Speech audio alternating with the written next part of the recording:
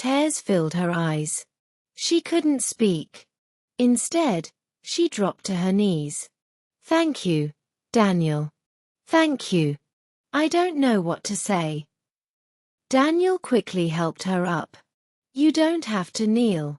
You deserve this," he said, his voice calm. Amanda wiped her tears, still trying to process what just happened. No one had ever believed in her like this before. In that moment, something deep inside her began to heal. Not completely, but enough to give her strength. The next few days passed quietly. Amanda started working at Daniel's office. It wasn't easy. She had to learn new things, interact with new people, and fight the voice in her head that told her she wasn't good enough. But every time she felt like giving up, she remembered how far she had come. From the streets. From Chief Doden's house. From fear. Daniel guided her patiently. He never raised his voice, never looked down on her. Slowly, Amanda began to smile more. Not just the forced kind, but real smiles that reached her eyes. Even Desmond had changed. He didn't say much, but his harsh tone had softened. One morning, he even offered her a ride to work. Amanda was surprised but said yes. She sat beside him in silence, her heart cautiously open. Life was not perfect, but it was peaceful, and that was enough. One evening, Amanda stood by the window, watching the sky turn orange with sunset. Daniel walked in, holding a small wrapped box. "For you," he said. Amanda looked at it, unsure. "What is it?" "Open it," he smiled.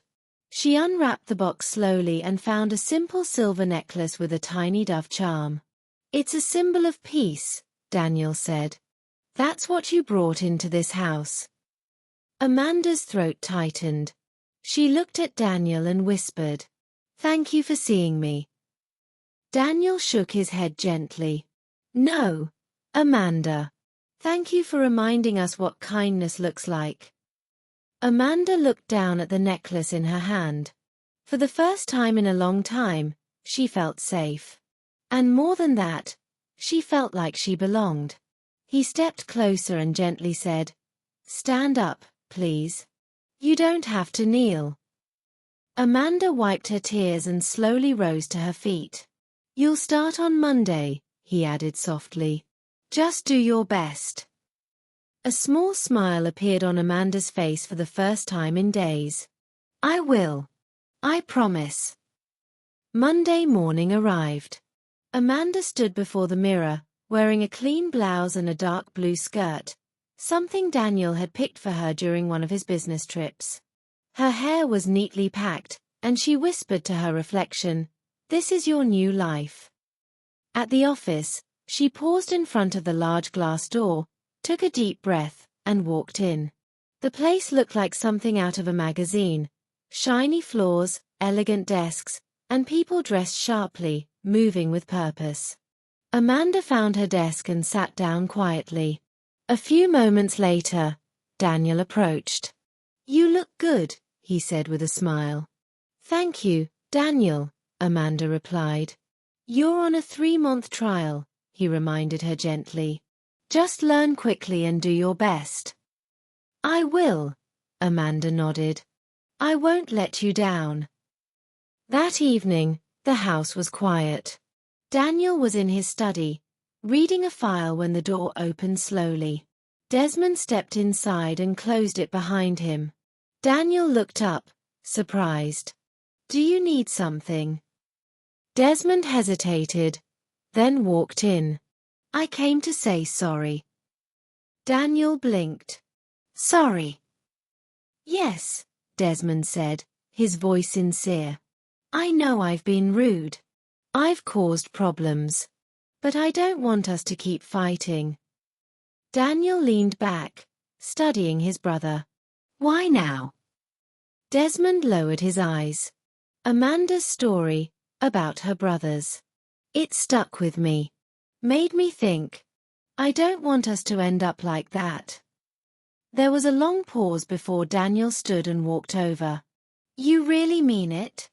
You want peace? Desmond nodded. Yes. I want us to be brothers again. Daniel opened his arms, and they embraced tightly. Thank you, Daniel said. This means a lot. Outside the door, Amanda had come to drop off a file. She stopped when she heard them. Her lips curved into a quiet smile. For the first time in a while, her heart felt calm, safe. She turned and walked away, leaving the brothers in their moment of peace. The next morning, Daniel knocked softly on Amanda's door. Good morning, he said with a smile. Are you free at lunchtime today? Amanda looked up, surprised. Yes, Daniel. Why? I'd like to take you out. Just to say thank you. Thank you? For what? For bringing peace into this house. You helped change my brother. That means more than you know. Amanda looked shy but nodded. All right, thank you. Later, Daniel picked her up, and they went to a quiet restaurant nearby. They sat by the window, and he ordered rice and chicken for both of them. As they ate, he said, Desmond is changing. I see it. Because of you. Amanda looked down. I didn't do anything special. You did, Daniel said. You spoke from the heart. That's not easy. After the meal, Daniel suggested they go somewhere else. They stopped at a large shopping mall. Amanda's eyes widened. Pick whatever you like, he said. No, Daniel. I can't. You can. It's a gift. She smiled slowly and picked a few items. Daniel watched her. She looked free for once, without fear. Something stirred in his heart. He liked her, more than he wanted to admit, but fear held him back. What if she thought he was taking advantage of her? For days, he tried to speak, but the words never came. He would get close, then retreat.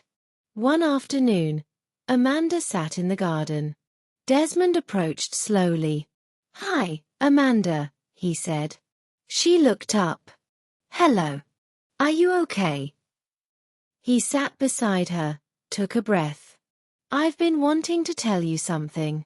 I have feelings for you, more than just friendship. I try to hide it, but I can't anymore. Amanda looked at the ground, silent. You don't have to say anything now, Desmond added. I just needed to be honest. She nodded slowly. Okay. I'll think about it. 3 days later, Amanda came to him. I've thought about what you said, she said softly. I think I feel the same. But I'm worried. What about Daniel? Desmond gently took her hand. I'll talk to him. I won't hide this. I promise. Amanda looked at him again. For the first time, she saw not the proud man she'd once feared, but someone honest. She nodded. All right. Let's see how it goes. That night, Desmond stood at Daniel's door, heart pounding. He knocked. Come in, Daniel called. Desmond stepped inside. Daniel sat on the couch watching the news. I need to talk to you, Desmond said. Daniel turned off the TV. What is it? It's about Amanda. I like her. She likes me too. I wanted to tell you before anything happens. Daniel stood slowly, his expression changing. No, he said firmly.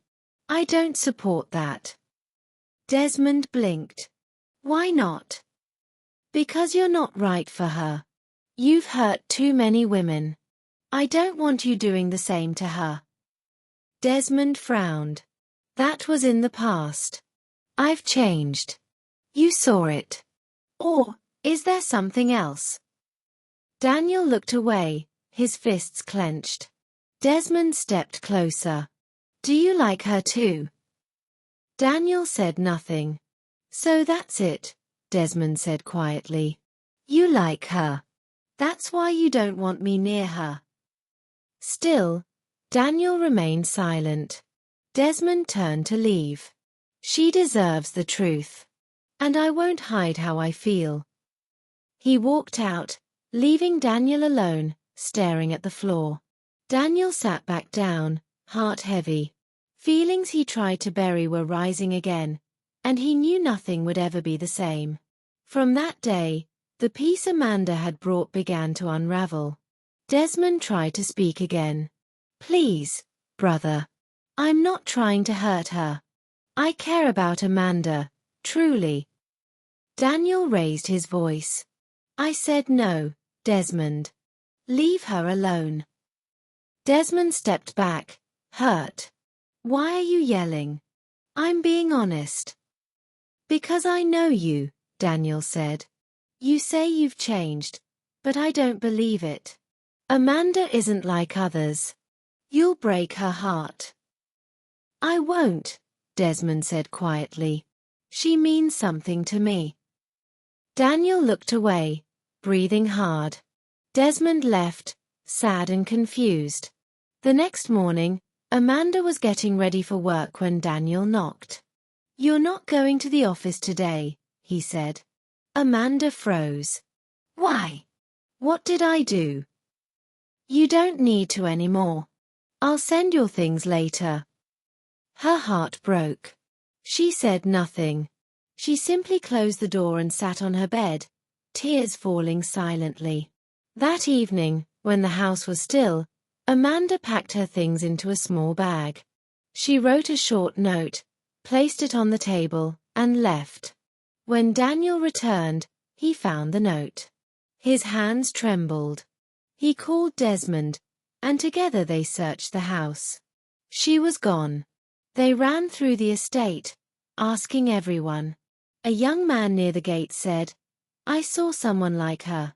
She went toward the bush path. There's an old building there. Daniel and Desmond froze. Show us, Daniel said. The man shrugged. You'll need to give me something first. Daniel frowned. Are you serious? Her life could be at risk. The man said nothing. Desmond urged, let's just do it. Time is going. Daniel handed over some cash, and the man quickly led them through a narrow path. They passed broken fences and quiet bushes until the man pointed. She's in there. It was an abandoned, unfinished building. The walls were stained, windows open and empty. Daniel and Desmond rushed inside, stepping over rubble and dried leaves. Then they saw her, Amanda, sitting in a corner, hugging her bag, eyes red and weary. She looked up slowly. Desmond? Daniel? Her voice was faint, like she wasn't sure it was real. Desmond's voice broke. Amanda. He moved forward, but stopped halfway, afraid. Amanda rose slowly. Why? She asked. How did you find me? We searched everywhere, Desmond said, walking closer. We were scared. Amanda looked at them both. I didn't want to cause more trouble. I thought leaving would bring peace. Daniel stepped closer. Running away isn't peace. You scared us. Tears welled in Amanda's eyes. Desmond stretched out a hand. Let's go home. You're not alone. We'll fix this. Amanda looked from his hand to Daniel's face. Then, slowly, she reached out and took Desmond's hand. They walked out together. Amanda looked tired but steady. Desmond held her hand. Daniel walked beside them. On the way, Daniel said quietly, I'm sorry. Amanda glanced at him. It's okay. No, Daniel replied. You didn't deserve that. Amanda gave a small nod. I just wanted peace. Desmond added, we were terrified when we saw your note. Amanda whispered, I didn't know what else to do. Talking is better than running, Daniel said. The estate gate came into view. Quietly, they walked home together. In her room, Amanda dropped her bag on the bed. It fell to the floor. Desmond picked it up gently and placed it back, then stood for a moment, just looking at her. "I'm happy you're back," he said softly. Amanda turned, her tired eyes soft. "Me too." Desmond held her hand for a brief second, then quietly left. Amanda sat down. A single tear fell, but this time, it wasn't from pain. Later, Daniel sat alone, tea untouched. Desmond joined him silently. After a while, Desmond said, "I know you care about her." Daniel nodded. "I do." There was a pause. "But you love her," Daniel added. Desmond didn't speak right away. Then, softly, "I didn't plan to. It just happened." Daniel looked at him. "She's special." Desmond nodded. "I know." Daniel tightened his grip on the cup. "I just didn't want her to get hurt." "I won't hurt her," Desmond promised. Daniel studied him, jaw clenched, then slowly gave a nod. "I hope so." Something had shifted, unclear, maybe, but trust was beginning to form again. The next morning, Amanda sat brushing her hair. A soft knock came. "Come in," she said. Daniel entered, dressed plainly. His face was calm but serious. Amanda stood. "I want to say something," he began. "I'm sorry for everything. I didn't handle things well." She nodded. "It's okay." "No. I acted out of confusion. I wanted to protect you, but I did it the wrong way." Amanda looked down, then back at him. "I know you meant well. But it hurt." Daniel stepped closer. "I see now. You and Desmond care for each other." Her breath caught. "Are you okay with it?" Daniel nodded. "I just want you to be happy." Amanda smiled, slow and warm. "Thank you." Later, in the living room, Daniel stood as Desmond walked in. "I spoke to Amanda," Daniel said. Desmond tensed. "You did?" Daniel held out his hand. "You have my blessing." Desmond froze, then shook his hand firmly. "Thank you. I won't mess this up." "You better not," Daniel replied with a small smile. That night, the house was peaceful. The three of them, Amanda, Daniel, and Desmond, sat around the dining table. Amanda dished food, Daniel poured drinks, Desmond handed out spoons. They talked. They laughed. Amanda looked at the two men and whispered, "I'm glad I met you both." Daniel nodded. "We're glad we met you too." Desmond didn't speak. He simply held Amanda's hand, and she held his back. There were no more secrets. No more shouting. No more fear.